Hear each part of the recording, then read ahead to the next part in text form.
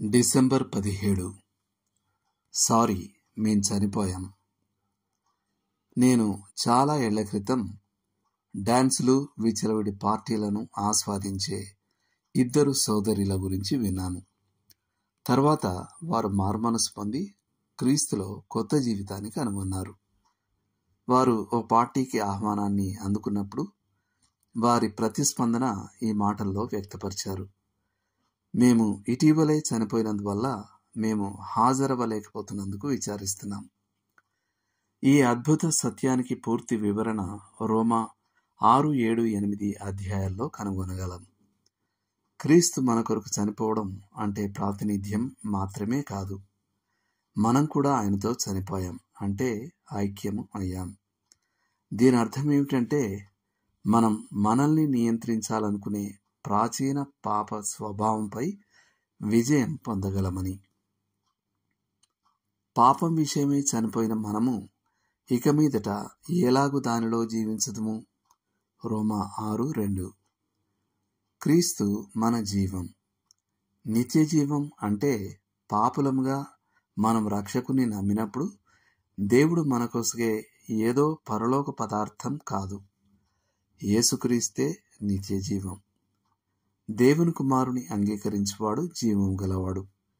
దేవుని కుమారుని అంగీకరింపనివాడు జీవం లేనివాడే. యోహాను రాసిన మొదటి పత్రిక 5వ అధ్యాయం 12వ వచనం. మనం ఒకే సమయంలో మృతులము మరియు సజీవులము కూడా. ఒకరు ఇలా అన్నారు: మీరు దేని విషయంలో సజీవులో అదే జీవితం.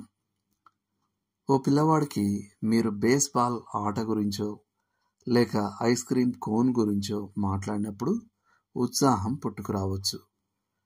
మీరు కార్ల గురించో లేక సంబంధం కోసం అమ్మాయిలను కలవడం గురించో మాట్లాడినప్పుడు ఓ యువకునికి ఉత్సాహం కలగవచ్చు. పౌలు నా మట్టుకైతే బ్రతుకుట క్రీస్తే అని రాశాడు. ఫిలిప్పీ పత్రిక 1:21. పౌలుకు జీవితం క్రీస్తు గనుక అతడు క్రీస్తుకు సంబంధించిన దేని విషయంలోనైనా ఉత్సాహంతో ఉండేవాడు. ప్రతి విశ్వాస విషయంలో కూడా అలాగే ఉండాలి. నేటి లేఖనం: పైనున్న వాటి మీదనే గాని భూ సంబంధమైన వాటి మీద మనస్సు పెట్టుకొనకుడి. ఏలైనగా మీరు మృతి పొందితిరి, మీ జీవము క్రీస్తుతో కూడా దేవుని యందు దాచబడి ఉన్నది. కొలస్సీ పత్రిక 3వ అధ్యాయం 2-3 వచనాలు. ఇవి కూడా చదవండి. రోమా పత్రిక 6, 7, 8 అధ్యాయాలు. చేయాల్సిన పని: మీ జీవితాన్ని మరియు మీ జీవిత శైలిని పరీక్షించుకోవడానికి సమయం తీసుకోండి. మీరు గుడ్ బై చెప్పాల్సిన సంగతులు: సారీ, నేనది చేయలేను, నేను చనిపోయాను అని చెప్పాల్సిన విషయాలు వరుసగా రాయండి.